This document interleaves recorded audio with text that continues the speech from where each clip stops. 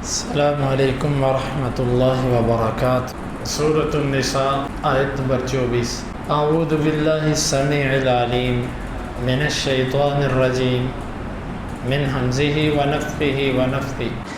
کتاب اللہ علیکم، اللہ کا لکھا ہوا ہے تم پر، وأحل لکم ما وراء ذالکم، اور اس کے علاوہ جو بھی ہے وہ تمہارے لیے حلال کر دیا گیا۔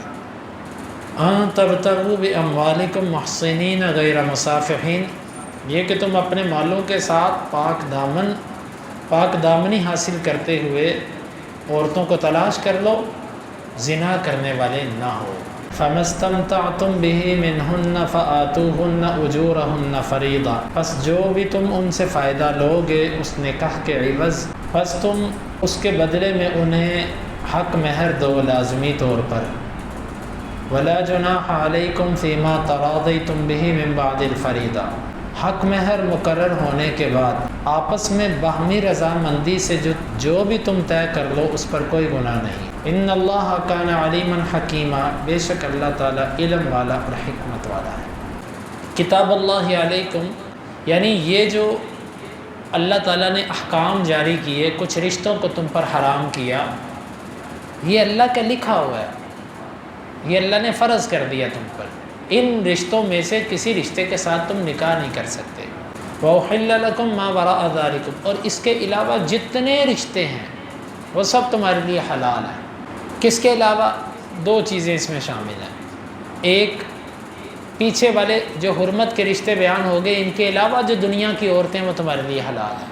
ہاں، اس میں چند چیزیں مستثنیٰ ہیں۔ نمبر ایک، اگر عورتوں کی تعداد 4 ہو جائے تو بھی 4 بیویوں کے ہوتے ہوئے دنیا کی ہر عورت آپ کے لیے حرام بطور بیوی۔ اب جو قرآن کے علاوہ حدیث کو حجت نہیں مانتے منکرین حدیث، وہ ثابت کر کے دکھائیں کہ 4 بیویوں کے علاوہ اور بیویاں بھی حرام ہیں۔ یہاں پر تو اللہ نے کہہ دیا وَأُحِلَّ لَكُم مَّا وَرَاءَ ذَلِكَ، اس کے علاوہ تمہارے لیے سب حلال ہے۔ اب حدیث بتاتی ہے کہ 4 سے زیادہ بیویاں بھی تمہارے لیے حلال نہیں ہیں، یہاں اللہ نے نہیں بتایا۔ جو حدیث کو حجت نہیں مانتا وہ اس نظریے کو کیسے مانے گا؟ نمبر 2، امہات المؤمنین، وہ بھی مستثنیٰ ہے، وہ بھی حرمت کے رشتوں میں آتی ہیں کیونکہ وہ ماؤں میں داخل ہے۔ نمبر 3، پھوپھی اور اس کی بھتیجی، خالہ اور اس کی بھانجی، یہ بھی ایک نکاح میں جمع نہیں ہو سکتے۔ جو حدیث کے منکر ہیں وہ قرآن سے ثابت کر کے دکھائیں کہ ایک بندے کے نکاح میں پھوپھی اور اس کی بھتیجی نہیں آ سکتی۔ قرآن میں کہیں نہیں لکھا ہوا، یہ بات حدیث میں لکھی ہوئی ہے۔ تو قرآن مجید کا کامل فہم حدیث کے بغیر نہیں مل سکتا۔ اگرچہ اللہ تعالیٰ نے یہاں پر کہہ دیا کہ ان رشتوں کے سوا سب تمہارے لیے حلال کر دیے گئے، لیکن حدیث نے اس کی وضاحت کر دی۔ اور اسی طرح قرآن کے مطلق کو حدیث مقید کر سکتی ہے، مقید کو مطلق کر سکتی ہے، مجمل کی تفصیل اور مفصل کو مجمل، مجمل کو مفصل، عام کو خاص اور خاص کو عام، یہ سب قرآن و حدیث یہ دونوں ایک مشکات سے نکلے ہیں، اللہ کی مرضی سے ہیں، اللہ کا دین ہے۔ دیکھیں، ہمارا یہ عقیدہ ہے کہ یہ کہنا کہ جی پہلے نمبر پہ قرآن ہے اور دوسرے نمبر پہ حدیث ہے، یہ آپ شاید فضائل کے اعتبار سے تو کہہ سکتے ہو کہ قرآن کی فضیلت زیادہ اور حدیث کی اس کے بعد، لیکن حجت ہونے میں دونوں برابر ہیں۔ کسی مسئلے میں اللہ کا فرمان آ جائے یا اس کے نبی کا فرمان آ جائے، بات ایک ہی ہے۔ اس لیے یہ کہنا کہ جی پہلے نمبر پہ قرآن پیش کرو، اگر وہ نہیں ملتا تو حدیث پیش کرو، یہ نظریہ یہ اہل سنت کا طریقہ نہیں ہے، یہ اہل البدع کا طریقہ ہے۔ وَأُحِلَّ لَكُم مَّا وَرَاءَ ذَلِكُمْ، اور اس کے علاوہ عورتیں تمہارے لیے سب حلال ہیں۔ ان تبتغوا باموالکم، یہ کہ عورتوں کو تم اپنے مالوں سے تلاش کرو، اس میں صریح اشارہ کہ عورت حق مہر سے لی جاتی ہے، عورت کو مال دے کر اس کے ساتھ شادی کی جاتی ہے۔ لہٰذا یہ آج بھی جو طریقہ ہے حق مہر کا مطالبہ کرنے کا، یہ غیر شرعی نہیں ہے، مطالبہ کیا جا سکتا ہے، عورت خود بھی کر سکتی ہے، عورت کا والد بھی کر سکتا ہے کہ جی اتنا حق مہر ہم لیں گے، کر سکتا ہے مطالبہ، لیکن صرف اتنی بات ہے کہ وہ جس سے اپنی بیٹی کا رشتہ کر رہے ہیں دیکھیں کہ اس کی اتنی پسلی ہے، یہ چیز بس نوٹ کریں۔ اگر وہ اتنی سکت رکھتا ہے تو آپ کہیں اس کو اتنا حق مہر کرے، اس میں کچھ برا نہیں ہے، بعض لوگ حق مہر کے مطالبے کو برا سمجھتے ہیں، وہ برا نہیں ہے، یہ صحیح ہے۔ بِأَمْوَالِكُمْ، اپنے مالوں کے ساتھ تلاش کرو عورتیں۔ اشارہ اس بات کی طرف ہے کہ اس میں بہت بڑا دخل مال کا بھی ہوتا ہے اچھا رشتہ لینے میں۔ محسنین غیر مصافحین، لیکن مالوں کے ساتھ زنا نہیں کرنا، برائی نہیں کرنی، بلکہ محسنین پاک دامنی ہو، غیر مصافحین زنا نہ ہو۔ آج اللہ تعالیٰ اپنی پناہ میں رکھے، جس کے پاس 4 پیسے ہیں اس کو اتنی توفیق نہیں کہ وہ دوسری شادی کرے، وہ ڈرتا دوسری شادی سے، اور وہ کیا کرتے ہیں؟ زنا۔ اس برائی کی طرف وہ راغب ہیں، اللہ تعالیٰ اس سے محفوظ رکھے۔ اللہ نے فرمایا کہ اس کے علاوہ جو عورتیں تم لوگے اس کو تلاش کرو، لیکن اپنے مالوں کے ساتھ، اور نکاح کرتے ہوئے زنا کرتے ہوئے۔ فَمَسْتَمْتَعْتُمْ بِهِ مِنْهُنَّ فَآتُوهُنَّ أُجُورَهُنَّ فَرِيضَةً، پس جو بھی تم ان سے فائدہ لوگے اس نکاح کے عوض، پس تم اس کے بدلے میں انہیں حق مہر دو لازمی طور پر۔ اس کی تفسیر ایک یہ کی جاتی ہے، جو جمہور کی تفسیر ہے، جو درست تفسیر ہے وہ یہ ہے، فَمَسْتَمْتَعْتُمْ بِهِ مِنْهُنَّ، ان عورتوں سے جو بھی تم فائدہ لیتے ہو نکاح کرنے کے بعد، اس فائدہ لینے کے بدلے میں تم ان کو حق مہر دو۔ اور یہ جو تم نے حق مہر ان کو دینا ہے نا، یہ کوئی اختیاری چیز نہیں ہے کہ چاہو تو دے دو چاہو تو نہ دو، بلکہ فریضہ، یہ لازم ہے، حق مہر تم نے ان کو لازمی دینا ہے۔ اس آیت مبارکہ کا جمہور کے ہاں معنی یہ ہے۔ اس کے برعکس کچھ لوگ یا کچھ مفسرین کے ہی سلف میں سے بھی کچھ کے ایسے اقوال ہیں جو مرجوح ہیں، جو دلائل کے اعتبار سے کمزور ہیں، لیکن وہ دلائل یعنی کہ وہ اقوال موجود ہیں۔ وہ قول یہ ہے کہ اس سے متع مراد ہے۔ فَمَسْتَمْتَعْتُمْ بِهِ مِنْهُنَّ، پس جو بھی تم ان عورتوں سے متع کرتے ہو، فائدہ لیتے ہو، اس فائدے کے بدلے میں تم ان کو کوئی نہ کوئی پیسے دو، کوئی نہ کوئی اجرت دو۔ یعنی وہ اس آیت مبارکہ سے نکاح متع جس کو وہ کہتے ہیں اس کا جواز نکالتے ہیں۔ یہ اس کا جواز نکالنا مرجوح ہے۔ اس کی وجہ یہ ہے کہ اللہ کے نبی صلی اللہ علیہ وسلم نے نکاح متع کو خیبر کے موقع پر حرام کر دیا تھا، اور متع کرنے والے جن کے نام پر اپنے مذہب کو چلاتے ہیں انہی سے روایت ہے، سیدنا علی رضی اللہ عنہ کی روایت ہے، اللہ کے نبی صلی اللہ علیہ وسلم نے متع کو حرام کر دیا تھا خیبر کے موقع پر۔ پھر اس کے بعد فتح مکہ کے موقع پر پھر ایسی کیفیت بنی، آپ نے عارضی طور پر اجازت دی اور اس کو 3 دن کے بعد پھر اس پہلے والی حرمت کو نافذ کر دیا، اور پھر اس کو تاکیدی طور پر اس حکم کو دوبارہ حجۃ الوداع کے موقع پر پھر دہرایا۔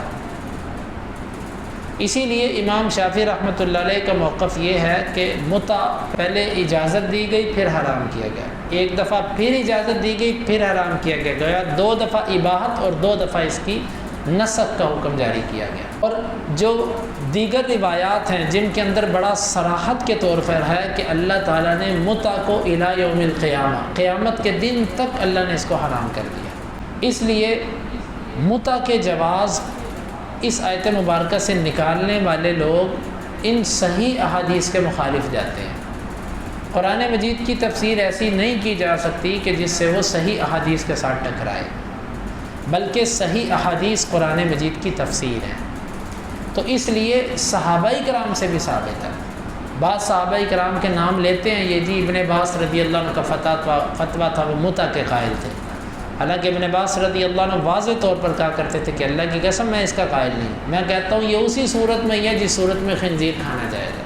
اب یہ تو ایک اتفاقی سی بات ہے کہ انسان کے اوپر جتنے بھی احکامات تکلیفیہ ہیں ان کے لیے اس کا صاحب اختیار ہونا شرط ہے۔ اگر ایک بندہ کسی جگہ پر بے اختیارہ ہو جاتا ہے، اپنے اختیارات سے باہر نکل جاتا ہے، تو احکام تکلیفیہ اس سے ثابت ہو جاتا ہے۔ تو جب ایک بندہ ہوش میں ہی نہیں رہا، اس کا معاملہ ہی بالکل بدل گیا، تو اس کی تو بات ہی نہیں ہو رہی۔ تو ابن عباس رضی اللہ عنہ کی طرف یہ بات منسوب ہے۔ اور اسی طرح مجاہد کا قول پیش کیا جاتا ہے۔ ہم یہ کہتے ہیں کہ مجاہد کا قول یا اس طرح کے جو 1-2 مفسرین، اگرچہ ان کی علمی جلالت، ان کا مقام اور مرتبہ اپنی جگہ پر لیکن کسی بھی شخص کی علمی جلالت، اس کے علمی قد کاٹ کا یہ مطلب نہیں ہے کہ اس کی ہر بات کو ہم حجت بنا لیں۔ حجت صرف اور صرف اللہ اور اس کے رسول کی بات ہے، یا اس کے بعد اللہ کے نبی صلی اللہ علیہ وسلم نے فرمایا کہ میرے بعد خلفائے راشدین کی سنت۔ خلفائے راشدین کی سنت حجت ہے جب نبی کی سنت کسی مسئلے میں موجود نہ ہو۔ اگر کسی مسئلے میں میرے نبی کی سنت موجود ہے تو وہاں پر خلفائے راشدین کی سنت بھی نہیں چلے گی۔ یہ میں نہیں کہتا، یہ حدیث کے اندر واضح ہے۔ تو اس کے سوا کسی اور کا قول حجت نہیں ہو سکتا، اور خاص طور پر وہ موقع جس موقع پر کسی کا قول نبی کی حدیث سے ٹکراتا ہو، تو باوجود ان ائمہ مفسرین کی علمی جلالت کے ان کے قول سے حجت نہیں لی جا سکتی۔ باقی روافض کا جو عقیدہ ہے وہ اپنے ان عقائد کے لیے دلائل کے محتاج نہیں ہے۔ اس کی وجہ یہ کہ جو باقی ان کا عقیدہ وہ کون سے دلائل پر کھڑا ہے، بس جو جی میں آیا وہ کر دیا۔ اسی طرح یہ ان کا دل کرتا تو وہ کرتے ہیں، دلائل کی ان کو ضرورت نہیں ہے۔ تو جس کو دلائل کی ضرورت ہے اس کے لیے جواز موجود نہیں ہے۔ بعض علماء نے یہ فتویٰ دیا ہے کہ جی کوئی بندہ اگر کسی جگہ پر عارضی طور پر جاتا ہے کام کرنے کے لیے، یا کسی جگہ پر جاتا ہے پڑھنے کے لیے، وہ سمجھتا ہے میں فتنے میں مبتلا ہو سکتا ہوں، وہ وہاں پر عارضی طور پہ شادی کر دے، اور جب وہاں سے وہ کوچ کرنے لگے، اس شہر کو چھوڑنے لگے، اس کو طلاق دے دے۔ یہ مرجو موقف ہے، ہم اسے تسلیم نہیں کرتے۔ اس کی وجہ کہ یہ متع ہی کی صورت ہے۔ نکاح ہوتا ہی وہ ہے جو ہمیشہ کی نیت سے کیا جاتا ہے۔ اگر نکاح کے اندر ایک لمٹ ذہن کے اندر رکھ لی جائے تو یہ نکاح نہیں رہتا۔ یہی چیز متع ہوتی ہے، یہی چیز زنا میں بھی یہی کچھ ہوتا ہے۔ زنا میں اور کیا ہوتا ہے؟ وہ اگر آپس میں راضی ہو جائیں مرد اور عورت اور وہ برائی کر لیں تو اس میں پھر زنا میں اور اس متع میں کیا فرق ہوا؟ اس لیے اسلام نے اس کو حرام قرار دیا، یہ جائز نہیں ہے، یہ زنا ہے۔ اب اگر کوئی کرتا ہے تو شرعی طور پر اس کے لیے وہی حد ہے اسلام کی نظر میں جو زنا کی حد ہے۔ وَلَا جُنَاحَ عَلَيْكُمْ فِي مَا تَرَاضَيْتُمْ بِهِ مِنْ بَعْدِ الْفَرِيضَةِ۔ اس آیت مبارکہ کے اندر اس جملے کی بھی دو تفاسیر ہیں۔ پہلی تفسیر جمہور کی جو درست ہے وہ یہ ہے کہ جب تم حق مہر ایک دفعہ مقرر کر چکے، پھر بعد میں عورت کہتی ہے کہ جاؤ میں تمہیں سارا ہی معاف کرتی ہوں، یا میں تمہیں آدھا معاف کرتی ہوں، یا میں تمہیں اتنا چھوڑ دیتی ہوں، کوئی عرض نہیں ہے۔ جب وہ خوشی سے چھوڑ دے جائز ہے، تمہیں سارا ہی معاف کر دے جائز ہے۔ یا خاوند نے طے کیا تھا مثال کے طور پہ 100 روپیہ، وہ کہتا ہے میں تمہیں 200 دیتا ہوں، وَلَا جُنَاحَ عَلَيْكُمْ فِي مَا تَرَاضَيْتُمْ بِهِ، خوشی سے خاوند اس کو زیادہ دے دے، خوشی سے کم تو نہیں نہ دیا جا سکتا، زیادہ ہی دیا جا سکتا ہے، اور عورت خوشی سے سارا ہی ترک کر دے یا آدھا ترک کر دے، جو بھی خوشی سے دونوں کی آپس میں حق مہر طے ہونے کے بعد مفاہمت ہو جائے وہ جائز ہے، کوئی تم پر اللہ کی طرف سے گناہ نہیں۔ البتہ اس میں یہ ہے کہ مرد معافیاں نہ مانگے اس سے، ترلے لے لے کر اس سے معافی کروانا کہ جی تو پھر اب مجھے معافی کر دے، یہ ٹھیک نہیں ہے طریقہ۔ البتہ وہ خود اپنی خوشی سے آپ کو چھوڑ دے، معاف کر دے تو الگ بات ہے، اگر نہ معافی لینا معافی کروانا یہ مانگنے والوں کا کام ہے۔ اور اس کے بعد دوسری تفسیر جو کی جاتی ہے وہ انہی لوگوں کی ہے جو متع کے جواز کے قائل ہیں۔ وہ کہتے ہیں کہ یہاں پر اس کا معنی یہ ہے کہ ایک عورت سے آپ نے متع کے لیے وقت طے کیا، اس کو کچھ پیسے دیے، جب وہ وقت پورا ہونے لگا تو آپ اس کے ساتھ پھر ایک میٹنگ کرتے اور اس سے کہتے ہو تم تھوڑے سے پیسے یا کوئی چیز اور لے لو، ٹائم تھوڑا سا اور بڑھا لیں، کچھ دن اور کٹھے رہ لیں۔ وہ کہتے ہیں یہ مراد ہے اس سے، لیکن میں نے آپ سے عرض کر دی کہ یہ مرجو تفسیر ہے، یہ اللہ کے نبی صلی اللہ علیہ وسلم کی صریح احادیث کے خلاف ہے یہ تفسیر یہاں پر مراد نہیں لی جا سکتی۔ اور بعض لوگ یہ بھی کہتے ہیں، ایک صاحب کو میں نے چند دن پہلے اس نے میرے سے اس مسئلے پر گفتگو کی اور وہ مجھے کہتا ہے جی نکاح متع کا ایک فائدہ یہ ہوتا ہے کہ شادی کرنے سے پہلے کچھ دیر کے لیے لڑکی لڑکے کو آپس میں اکٹھا اس لیے کر دیا جاتا ہے تاکہ دیکھ لیں یہ بعد میں نبھا کر سکتے ہیں کہ نہیں کر سکتے۔ کوئی 6 ماہ سال پہلے ان کو ٹرائی کے طور پر رکھا جاتا ہے، اس کے بعد پھر ان کے پکی کر دی جاتی ہے۔ یہ تو بڑی جہالت والی بات ہے۔ جب بگاڑ پیدا ہونا ہے تو وہ بعد میں بھی ہو جانا۔ ضروری ہے کہ لڑائی 6 ماہ کے اندر ہی ہو یا سال کے اندر ہی ہو؟ لڑائیاں تو 2 4 سال بعد بھی ہو جاتی ہیں، جدائیاں تب بھی آ جاتی ہیں۔ تو یہ ایک شیطانی خیال ہے۔ اسلام نے جو نظام دیا ہے وہی اصل ہے، تو لہٰذا یہ متع زنا کی ایک صورت ہے۔ واللہ عالم بالصواب۔ ان اللہ کان علیما حکیما، بے شک اللہ تعالیٰ علم والا اور حکمت والا۔ یعنی اب ان دونوں آیتوں کو ملا کر آپ سمجھیں، اللہ نے جن رشتوں کو حرام کیا اور جن رشتوں کو اللہ نے حلال کیا، یہ اللہ کے علم اور حکمت کا تقاضا ہے۔ اس پر کوئی بندہ اعتراض نہیں کر سکتا۔ کیوں؟ جب کسی کے پاس اللہ جیسا علم نہیں ہے اور اللہ جیسی حکمت نہیں ہے تو پھر وہ یہ نہیں کہہ سکتا اللہ یہ رشتہ تو نے کیوں حرام کیا اور یہ حلال کیوں کیا۔ بس یہ اللہ کے علم اور حکمت کا تقاضا تھا۔